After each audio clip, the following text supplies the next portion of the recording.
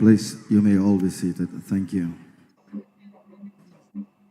Please be seated.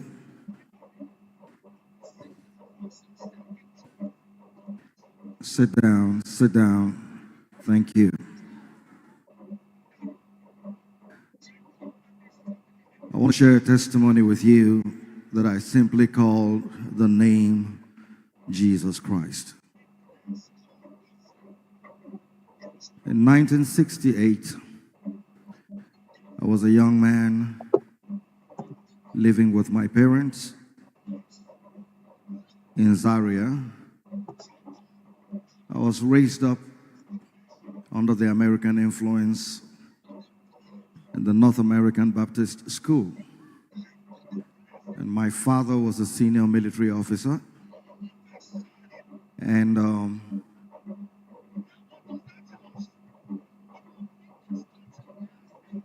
just next to our home in the barrack was what we called the Nigerian Army Physical Education Corps. And everybody that was to be trained in gymnastics, acrobatics, and all of that would have to come through that place. And I was one of those young boys that was trained. And I played hockey, basketball, volleyball for the Nigerian Army. When the next set of trainees were brought in to be trained, there was a young man. He was a sergeant in the army, and his dormitory was just next to my flat. And after the morning training, we were both going to our accommodation. I was going to my house. He was going to his dormitory. So I decided to pay him a visit since he was on his way. His own dormitory was just on the way to my own flat. And I got into his dormitory and I saw some magazines on his table. So I picked one of the magazines and I read that. It was so filled with lots and lots of scientific proofs about the existence of God, but it was all science. And that attracted me because I am also a scientist. And I love to prove everything mathematically or in the laboratory. So when I read those magazines, or that particular magazine, I couldn't finish it. I now asked this brother, or this man, this sergeant, to loan me the magazine. Let me take it and browse through it in my own flat. And I got there and I read. I couldn't sleep. I read it back to back and went through it again. It was amazing. The following day, after the training, I took the magazine back to him and I asked him to give me 2 more. And he gave me 2. And I finished the magazine. On the 3rd day, I took those ones back to him and I asked him for more. And he said, "It looks like you're very interested in this." And I said, "Yes." He gave me about 8 more to make 12. And that is for a whole year. And I finished those magazines within 2 days.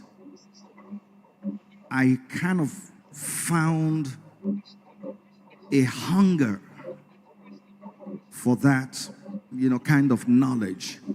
It was powerful, and it was teaching me how to control my life, control destiny, control people's lives.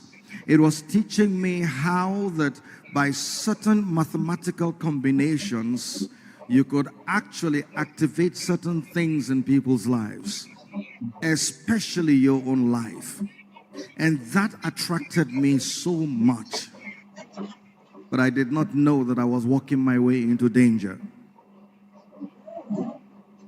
And this man said, since this is your goal and your dream, I want to introduce you to the Society of the Enlightened Ones. And in 1968, I joined the Society of the Enlightened Ones.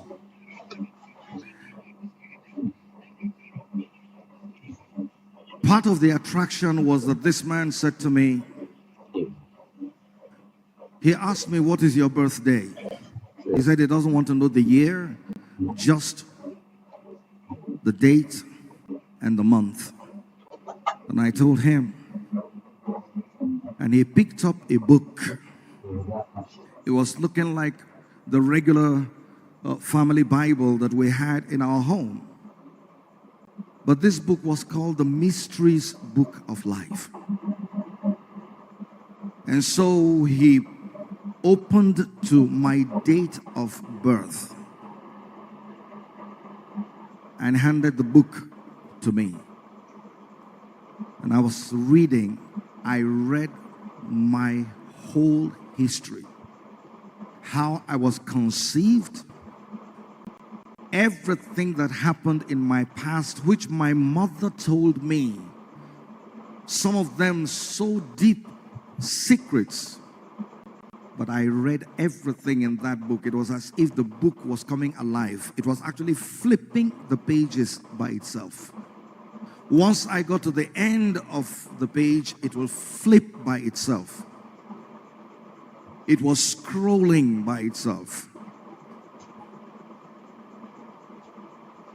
And I started reading my future. This book told me everything about my future. It was beautiful, but at the same time, it was scary. Who could this be to know me this much and this well? But I was already hooked because I loved it. It fitted into my intellect.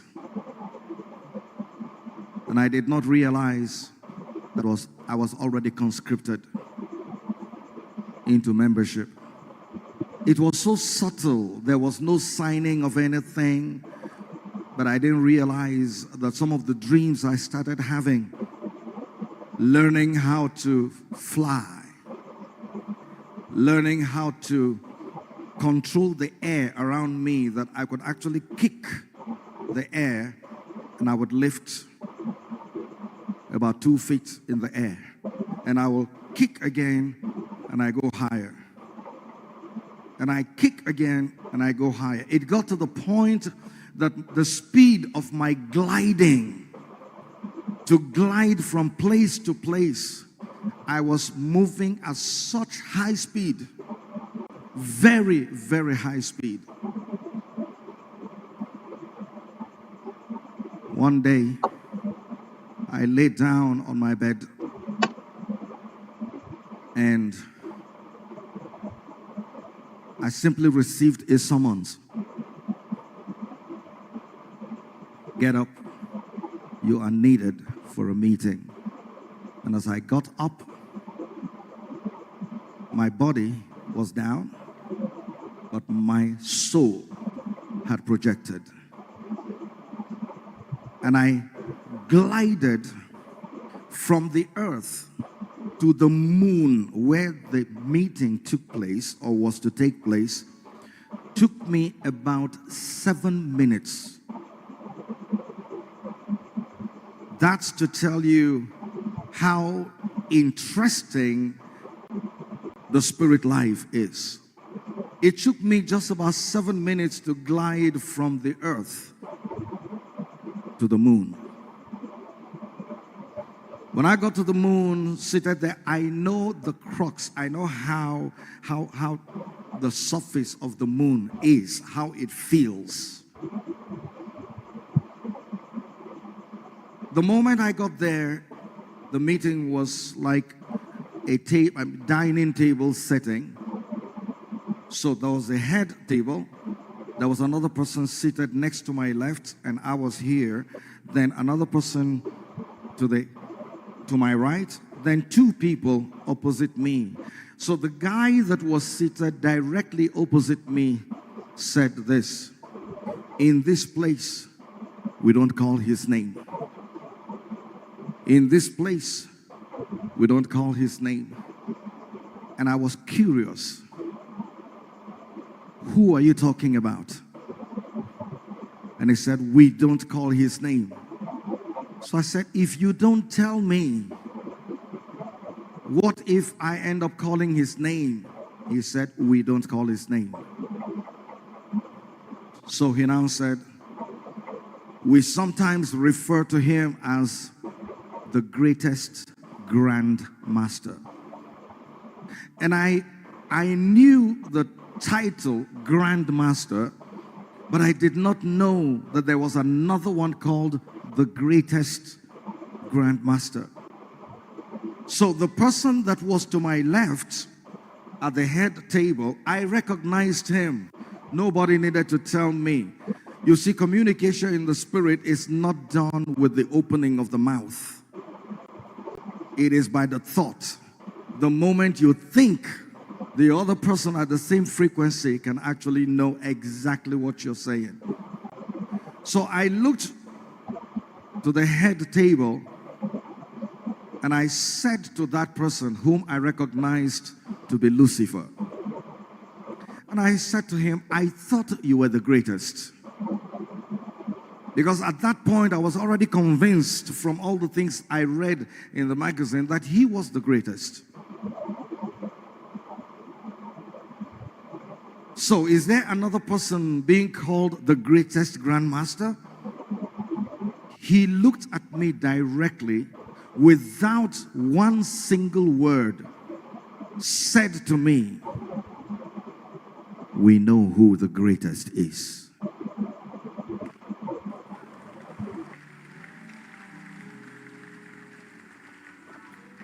And I said, "But if you are not the greatest, then who is this greatest?" And he never said one more word. But the person seated opposite me said again, "We sometimes refer to him as the righteous one." At the mention of that word, righteous one, my mind went back to Sunday school. And I knew that there was only one person introduced to me as the righteous one. And that is the Lord Jesus Christ. But I wasn't very sure. Now, at this point, 2 years had already gone by when this particular incident took place. So this was 1970 now. And so I asked the man opposite me, "What is his name?" And he said, "I have told you, in this place, we don't call his name." So I said, "Is it?" And I called the name, "Jesus." There was an explosion. It was so powerful, so strong, that I could only compare it with the explosion in Hiroshima and Nagasaki. But honestly, it was much, much stronger than that. The meeting came to an end without ending. What took me 7 minutes to arrive at, I got back to my bed in less than a second. The explosion was so great.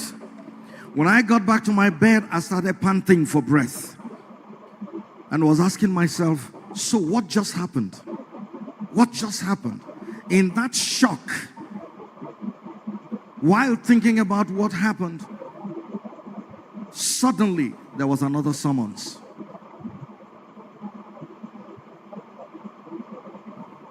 the summons and the meeting took place in Calabar. And we were about 200 feet in the air in Calabar, standing on the air. And this man said to me, we told you we don't call his name. We told you we don't call his name. And I said, you still haven't told me who. Tell me who, because I didn't realize what I did. I did not know. And I said to him, tell me so that I don't call the name. And he said, we don't call his name. I've told you, you can only refer to him as the righteous one. And I said, but the only righteous one I know is Jesus, and boom, another explosion.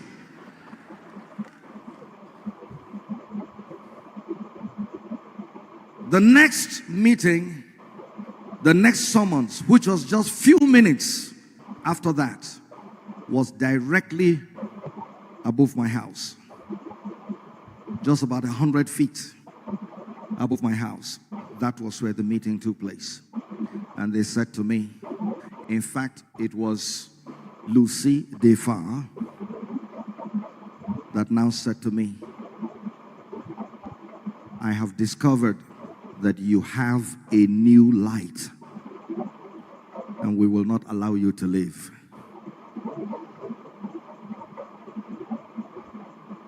You will die. So that very night, I was sentenced to death. And they told me that we give you 6 years and you will die. That very moment, a disease was shot to my heart. From that time, from 1970, I started falling sick. Every year, I will be bedridden for 3 months. And I'll be admitted in the 3rd Medical Regimental Service of the Nigerian Army Depot in Zaria. It was called the 3MRS. It was a military hospital. And I will be admitted there. All kinds of tests were done, but nobody could decipher what was the problem with me. But my heart, my health was failing. And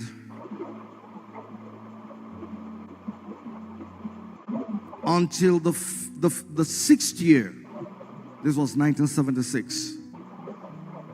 But by 1974, I had an encounter with the Lord Jesus Christ. And I surrendered my life to the Lord Jesus in Sokoto. Because we went to Sokoto along with my mentor, Uncle Balamila, to play at the Argungu Fishing Festival. And the encounter with the Lord Jesus was so fascinating, but my whole life was changed. When I got back to Zaria from Sokoto, I went and submitted myself to Uncle Bayo Famanure, who at that time was my teacher. This was 1974. And I had already started reading mechanical engineering at that time. So he now taught me how to be a missionary. But the disease was still there. And I still had 2 more years to live. By April of 1976, I was bedridden again. At that time, I had already emaciated, no energy in me. Everything was gone. But then the military had requested for a specialist. And so there was this specialist doctor that was brought in from the Philippines. And he was to check the senior military officers for 3 months. And I was one of the people fortunate for this man to come, look at. When he came, he was with me. I was plugged with all kinds of gadgets. You have not experienced pain until your heart is exposed. My heart was rotten. It was melting away and disappearing. And this was the only man that could decipher what was my problem. Whatever it was called, I honestly don't know, even up till today. But this was the doctor. After being with me for about 4 weeks, my father came to see me in the hospital. I was in the ICU, and the ICU in the barrack had only 2 beds. So my father parked directly at the door, the back door of the entrance into the ICU. So he walked in when the doctor was there looking at me. And so he held my father's hand and pulled him away just about 2 meters away from my bed. There were 6 pillows that were used to support me. And I heard him say to my father, "Major Paul,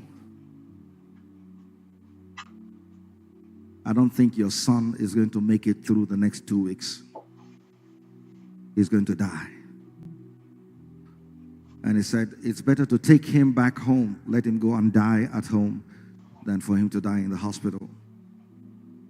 For the first time, my father, whom I trusted his strength, my father was the best marksman in the Nigerian army for 18 years. No one could beat his record. If you give him 19 bullets, he will give you 19 bull's eye. He never missed it. My father would say to me, "If you hold this tin of milk in your hand, I will shoot it off using a Mark II rifle with very tiny pellets from about 25 yards. My father would shoot it off my hand. He was that good, and he trained me. But I saw this strong man for the first time. His face collapsed, and I saw tears coming from his left eye. And I said, "Wow, this is it." But I became very angry. And so I started unplugging all the gadgets on my body and used one of the pillows. I pushed one of the pillows down. I struggled to turn myself around until I fell off the bed. And I knelt down and I said, "God, if you exist, this is your time to show up." And I said to the Lord, "Am I such a terrible sinner that when you kill me, you will lift your hands in heaven and shout, 'Ah, I have finally killed him'?" And I said to the Lord, "Why not try me and see? Give me a chance to live my life to the fullest, and you will see what I will do to your name." And I took myself off, went through the back door of the ICU. My father's tiny mini Morris, the military car, was parked there. I struggled and I got into the car. It had no doors. So I got in there. My father came without asking questions. Now, what caught my attention is this. The 2 weeks that this doctor gave me fell at exactly the date that those people gave me, which was June 13th. Exact. So I was asking the question, could he also be? You see, these guys are so organized.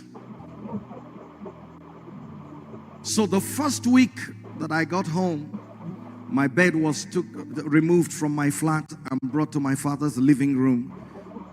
And that was where I laid.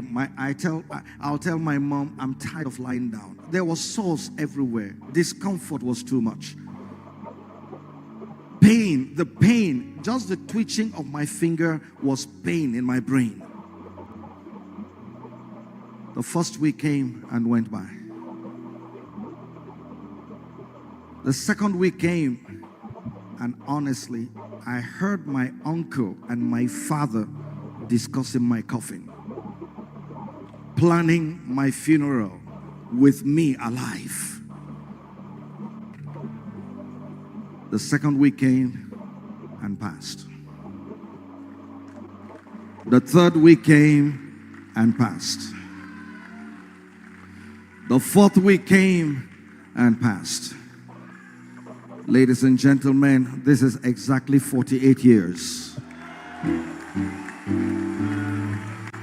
Exactly 48 years. And my 2 weeks has not expired.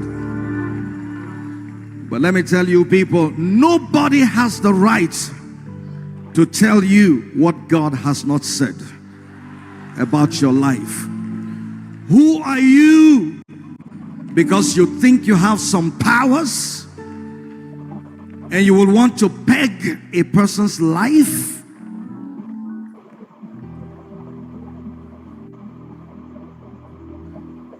My mother never asked me, how come you're still alive? My father never asked me, how come you're still alive? Until I sang it. I am serving a living God. His name is Jesus Christ. He died and rose and gave me victory. I have victory.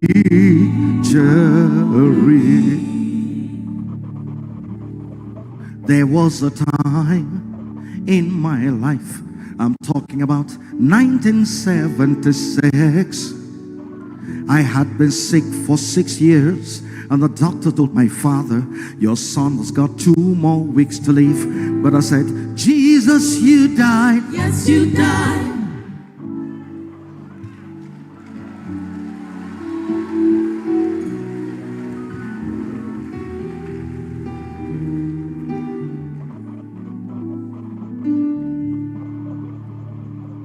I say, Jesus, you died. Yes, you died.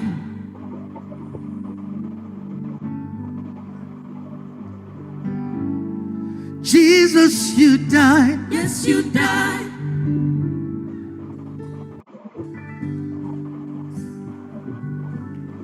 Jesus, you died. Yes, you died. Died. Died. Died. Died. Died. Died. Died. Oh, oh, you died. Died. Died. Died. Oh, oh, you died. Died. Died. Died. You never fainted. You died. Died. Died. You were not in a coma. Jesus, you died. Died. You died dead. And then you dead died. You died dead.